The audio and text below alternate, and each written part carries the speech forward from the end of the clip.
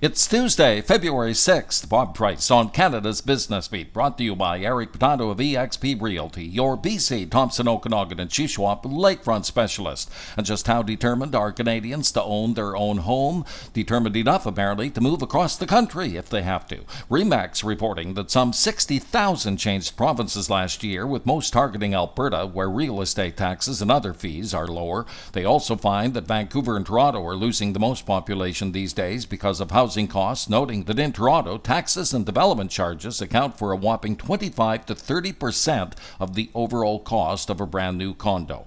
Then we have this. StatsCan reporting signs of slower construction, with the value of December building permits down 14% from November. Ontario off 15%, Quebec nearly 21% lower, BC declining 8.6%, while Alberta's drop was only 3.1%.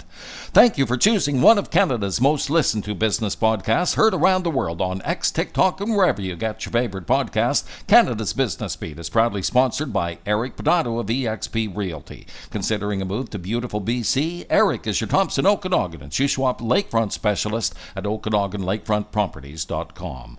A new hint that interest rates are about to start dropping. The latest Bank of Canada interest rate survey of market watchers finding that most are still convinced that the cost of credit will begin to correct in April, with the central bank's key lending rate expected to fall by a full point to 4% by the end of this year.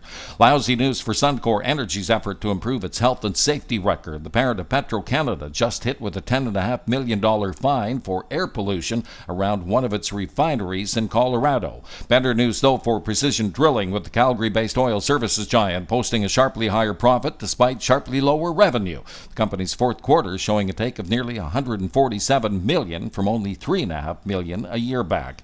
And Vancouver's West Fraser Timber has an extra $6.8 million in the bank after completing the sale of its pulp mill in Hinton, Alberta to British-owned Mondi, which intends to upgrade the operation to produce paper bags. And that will do it for you Tuesday. Thank you for listening. Bob Price on Canada's Business Beat.